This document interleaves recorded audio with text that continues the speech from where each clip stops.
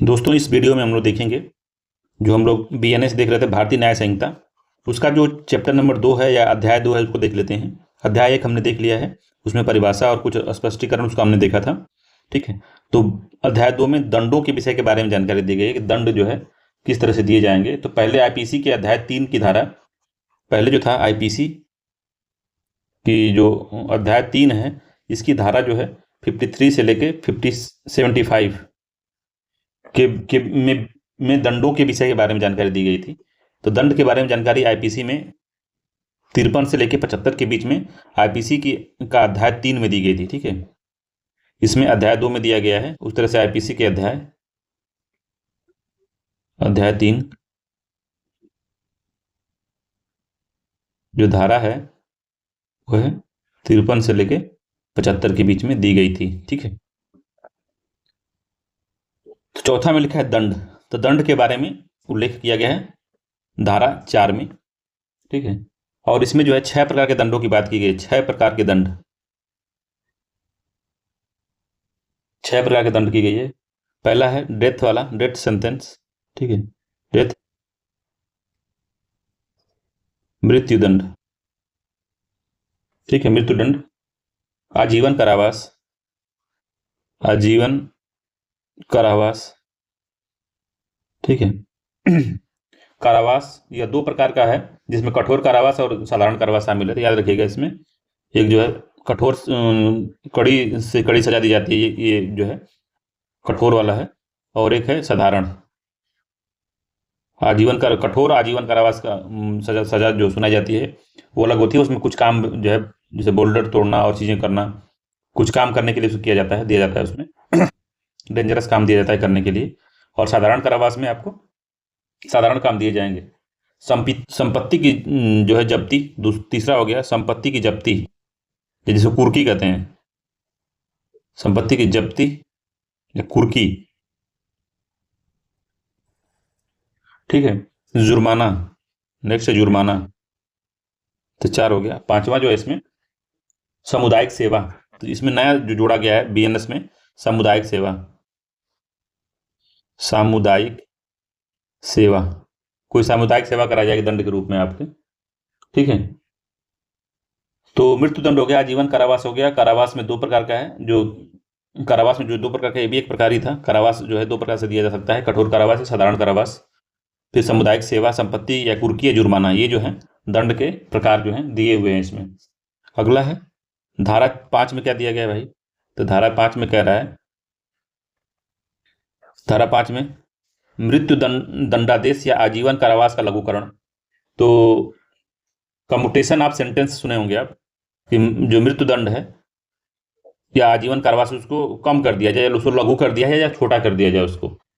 तो इसमें जो है, इसके तहत जो समुचित सरकार जो है केंद्र और राज्य अपराधी की संपत्ति के बिना किसी दंड का अन्य दंड में लघुकरण कर सकती है। समझ रहे हैं बात को।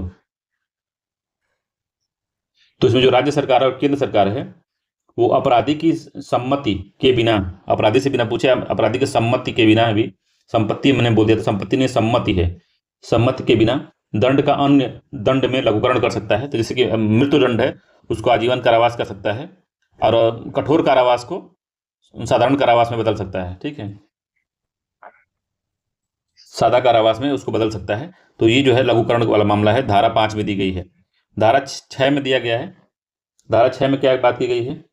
तो धारा 6 में दंडा विधियों की भिन्नें दी गई हैं। दंडा विधियों की भिन्नता, इसमें दंड के बारे में क्या क्या किस तरह से भिन्नताएं हैं उसके बारे में कुछ बताया गया है। धारा 7 में दिया गया है दंडादृष्टि। दंडादृष्टि क्या है। तो कारावास के कतिपय मामले में यह दंडादृष्टि संपूर्ण कारावास या उसका कोई भाग कठिन या सादा हो सकेगा। ठीक है, धारा 7 में जो कहा गया है, संपूर्ण दंड या संपूर्ण दंड का कोई भाग कठिन या सादा कारावास होगा, तो इस प्रकार के कारावास संबंधी निर्णय जो न्यायालय लेगा। तो कारावास अगर कराना है उसको, तो न्यायालय लेगा। इसमें ये बताया गया कि न्यायालय ही कठोर कारावास लेना है कि सादा कारावास उसको देना है, या कुछ कारावास का कुछ भाग कठोर होगा, कुछ भाग सादा होगा। ये जो पूरा निर्णय है, वो निर्णय जो है न्यायालय ही लेगा, दूसरा कोई इसमें नहीं लेगा। ठीक है, धारा 8 में क्या है। धारा 8 में जुर्माने की रकम, जुर्माना आदि के भुगतान में व्यतिक्रम करने पर या दायित्व जो है क्या क्या इसमें है। तो धारा जो 8 है उसमें जो है कई चीज़ें रखी गई हैं। तो इसमें जो है 5 सेक्शन बनाया गया है धारा 8 में। तो जैसे 8 सब क्लास 1, 8 सब क्लास 2, इस तरह से करके 5 बनाया गया है। तो उसमें सबसे पहले क्या है 8 में, तो जुर्माना की रकम क्या होगी। तो यदि कोई व्यक्ति जो है जुर्माना आदि देने में व्यतिक्रम या डिफॉल्ट करता है, मतलब कि दे देता ही नहीं है, वो छोड़ मतलब दे नहीं पाता, जुर्माना दे नहीं पाता है, तो जुर्माने की राशि जो है निश्चित नहीं है, वहाँ न्यायालय अपराध के अनुसार जो है जुर्माना तय करेगा। तो कोई अगर डिफॉल्ट कर देता है, नहीं दे पाता है समय से, जैसे मान लीजिए कहा गया कि तुमको 1 लाख रुपए जुर्माना की सजा सुनाई जाती है और इसको 2 माह के अंदर देना पड़ता है, देना देना देना अनिवार्य कर दिया जाए। अगर वो 2 माह तक न दिया जाए तो उसको कहते हैं डिफॉल्ट कर गया है वो, या वो दे नहीं पाया है, या व्यतिक्रम हो गया है उसका, जो लिखा है व्यतिक्रम, ये व्यतिक्रम जो है ये होता है डिफॉल्ट कर जाना या पैसा न दे पाना समय पे। तो उसके बारे में तब क्या होगा, उसके बारे में बताया गया है 8(2) में, ठीक है। और जो जुर्माना है, तो जुर्माना जो है न्यायालय ही तय करेगा कि कितना उसको जुर्माना देना है। 8(3) में कहा गया है क्या, तो 8(3) में जो कहा गया है उसमें ये बात बोली गई है कि अपराधी कारावास और जुर्माना दोनों से दंडित है। तो कोई अपराधी, मान लीजिए ये अपराधी है, ये कारावास इसको भी दिया गया और दंड भी दिया गया है, मतलब पैसा भी दिया गया है, इसको फाइन भी लगाया गया इस पर, जुर्माना भी लगाया गया इस पर। तो ऐसे मामले में जुर्माना नहीं भरता है तो उसे जुर्माने के बदले मूल कारावास के अवधि की 1/4 अतिरिक्त कारावास की सजा जो है सुनाई जाएगी। अगर वो पैसा नहीं दे पाता है तो जो मूल कारावास, मान लीजिए अगर 4 साल का है तो 1 साल और उसमें बढ़ जाएगा। 1/4 भाग 4 का 1/4 क्या होगा, तो 1 होगा, तो 1 भाग इसको, और मतलब 5 साल इसको, या तो 5 साल सजा काटे या 4 साल सजा काटे और जुर्माना भरे, ठीक है। तो इसके ऊपर है कि अगर वो 5 साल सजा काटता है या 4 साल प्लस जुर्माना भर देता है, ठीक है। तो इस तरह की बात जो है 8(3) में की गई है, ठीक है। और 8(4) में क्या कहा गया है, तो 8(4) में जुर्माना न देने या सामुदायिक सेवा न करने या जुर्माना और कारावास की सजा के संबंध में इस स्थिति में कठोर और सादा दंड हो सकता है। तो अगर वो जुर्माना न देने या सामुदायिक सेवा अगर नहीं करता है तो उसको क्या हो सकता है, कारावास की सजा के संबंध में कठोर और सादा कारावास दोनों हो सकता है। तो उसको कठोर कठोर दंड देना है, कठोर कारावास देना है उसको, एक्स्ट्रा वाला जो कारावास है कठोर देना है या सादा देना है, ये भी जो है न्यायालय ही तय करेगा। तो ये बात इसमें कही गई है 8(4) में। 8(5) में जो कहा गया भाई, इसमें बस सजा और जुर्माना के बारे में बताया गया। अगर जुर्माना सजा नहीं दे पाते, जुर्माना अगर नहीं दे पाते हैं तो सजा आपकी किसी तरीके से बढ़ा दी जाएगी, कठोर माध्यम से बढ़ाई जाएगी या सादा वाली बढ़ाई जाएगी। तो सादा कारावास बढ़ाया जाएगा, सिंपल कारावास बढ़ाया जाएगा, या फिर जो है कठोर कारावास बढ़ाया जाएगा। ये जो है न्यायालय पे डिपेंड करेगा, ठीक है। तो 8(5) में क्या कहा गया भाई, तो 8(5) में बोला गया है कि अगर अपराधी कोई है, उसको सजा दी गई है जुर्माना प्लस जो है जुर्माना दिया गया है और सामाजिक सेवा दी गई है, सामुदायिक सेवा या सामाजिक सेवा अगर इसको दिया गया है, अगर ये दोनों नहीं करता है तो उसको कारावास हो सकती है। तो कारावास काटना पड़ेगा उसको, जुर्माना और सामाजिक सेवा दोनों ही नहीं कर पाता है तो उसको कारावास की सजा हो जाएगी या कारावास होगा उसको, ठीक। तो ये पूरा बात कही गई है 8 में। धारा 9 में कहा गया कि धारा 9 में कई अपराधों से मिलकर बने अपराध के लिए दंड की अवधि तय करना। इसमें बताया गया कि कई अपराधों से मिलकर बने अपराध के लिए दंड क्या होगा उसके बारे में बताना है, ठीक है।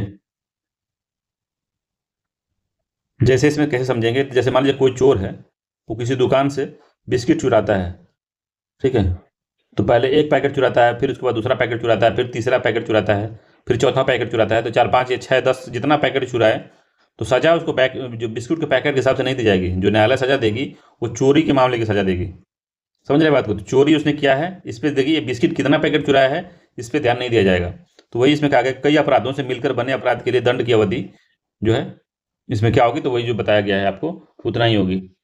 या फिर कहीं लड़ाई हो जाती है, कहीं लड़ाई, तो कोई हाँकी से कोई किसी व्यक्ति को 4-5 हाँकी उसको जड़ देता है तगड़े से। तो पहले 1 हाँकी मारता है, फिर इसके बाद कुछ देर बाद फिर 1 हाँकी मारता है, फिर कुछ देर बाद फिर 1 हाँकी मारता है उसको। तो 3 बार उसको सजा नहीं दी जाएगी, एक ही हाँकी मारने की सजा उसको दी जाएगी, बस इतना याद रखिएगा। अगला है धारा 10। तो कई अपराधों में से एक के दोषी व्यक्ति के लिए दंड, जबकि निर्णय में यह कथित है कि यह संदेह है कि वह किस अपराध का दोषी है। तो कई अपराधों में से एक दोषों व्यक्ति, क्या लिखा है कि कई अपराधों में से एक के दोषों व्यक्ति के लिए दंड एक के दोषी हो गए, दोषी व्यक्ति के लिए दंड, जबकि निर्णय में यह कथित है कि यह संदेह है कि वह किस अपराध का दोषी है। ठीक है, तो संदेह वाला जो है मामला इसमें दिया गया कि अगर संदेह है किसी पे तो उस संदेह का मामला नहीं होगा, मगर जिसमें वो दोषी पाया जाएगा, जब निर्णय में कथित है कि अभी किसी संदेह वाले मामले में उसको दोषी नहीं दिया करा जाएगा, ये पूरा मामला है इसमें। ठीक है, अगला इसमें धारा 11 एकांत परिरोध या इसको तन्हाई कह सकते हैं, तन्हाई, एकांत परिरोध या इसको तन्हाई कह सकते हैं। तो इस धारा के अंतर्गत ये न्यायालय आदेश देगा कि जो है एकांत परिरोध की सजा दी जाए। तो यह सजा जो केवल जो कठोर कारावास में संभव है, मतलब व्यक्ति को तन्हाई में या अकेले इसको दंड दे दिया जाए, अकेले में वो बैठा रहे, अकेले में कोई काम करे, कोई दूसरा आदमी से मिले जुले नहीं, तो केवल ये कठोर कारावास की सजा के दौरान ही ये संभव हो सकता है एकांत परिरोध। और इसमें लिमिट है कि एकांत परिरोध की सजा जो है किसी भी व्यक्ति को जो है एकांत परिरोध की सजा अधिकतम जो है 3 माह के लिए दी जा सकती है, मैक्सिमम जो है 3 माह के लिए दी जा सकती है। तो इसको एग्जाम में पूछ सकता है, याद रखिएगा कि एकांत परिरोध या सॉलिटरी कन्फिनमेंट इसको कहते हैं, तो या फिर तन्हाई कह सकते हैं इसको। तो तन्हाई की सजा किसी को कितना दिन तक दी जा सकती है, तो मैक्सिमम 90 दिन तक दी सकती है, ये 3 माह तक दी जा सकती है। जो धारा 11 के अंतर्गत जो सजा है एकांत परिरोध की, अधिकतम 3 माह तक दी जा सकती है। उसमें भी सजा के अनुसार है कि अगर किसी को 1 से 6 माह तक की सजा दी गई है, और 6 माह की सजा दी गई है, तो जो उसमें जो तन्हाई वाली सजा है या एकांत परिरोध है 1 माह का होगा। तो 6 माह का अगर सजा दी गई है तो 1 माह का होगा। अगर 6 से लेकर 12 माह के बीच की सजा दी गई है तो ये 2 माह का होगा। ठीक है, और 1 साल से अधिक की अगर सजा दी गई है तो उसको 3 माह का हो सकता है, अधिकतम 3 माह का परिरोध उसको दिया जा सकता है। तो ये 3 तरह की बातें इसमें दी गई हैं। ठीक है, 12वां है एकांत परिरोध की अवधि। तो एकांत परिरोध की अवधि के बारे में 12 में डिस्कस किया गया है। ठीक है, तो किसी व्यक्ति को एकांत परिरोध की अधिकतम 3 माह की सजा हो सकती है। हम लोग ऊपर पहले ही देख लिया है कि मैक्सिमम 3 माह की सजा हो सकती है। 0 से 6 वालों के लिए 1 माह, 6 से 12 वालों के लिए 2 माह, और 12 माह से अधिक वालों के लिए 3 माह की सजा जो है एकांत परिरोध की दी जा सकती है, याद रखिएगा इसको। अगला धारा 13। तो धारा 13 में क्या कहा गया कि पूर्व दोषी सिद्ध के पश्चात कतिपय अपराधों के लिए वर्धित दंड। तो पूर्व दोष सिद्धि मतलब मान लीजिए किसी ने एक दंगा किया, किसी व्यक्ति ने दंगा किया, तो उसको 3 माह की सजा हुई थी। दोबारा जब वो फिर दंगा में शामिल होता है तो उसको अब आजीवन कारावास हो सकता है या 10 साल की सजा हो सकती है। ठीक है, तो याद रखिएगा कि अपराध किया है जिसमें जो है 3 साल से अधिक की सजा का प्रावधान अगर किया है, मैक्सिमम 3 साल से अधिक का अगर सजा का प्रावधान अगर किया गया उसको, तो अगर दोबारा वो अपराध करता है तो उसको आजीवन कारावास या 10 वर्ष की सजा हो सकती है। ठीक है, तो वही दिया है पूर्व दोषी सिद्ध के पश्चात जो कतिपय अपराधों के लिए वर्धित दंड। ठीक है, तो दोबारा अगर कोई जुर्म करता है तो उसको सजा।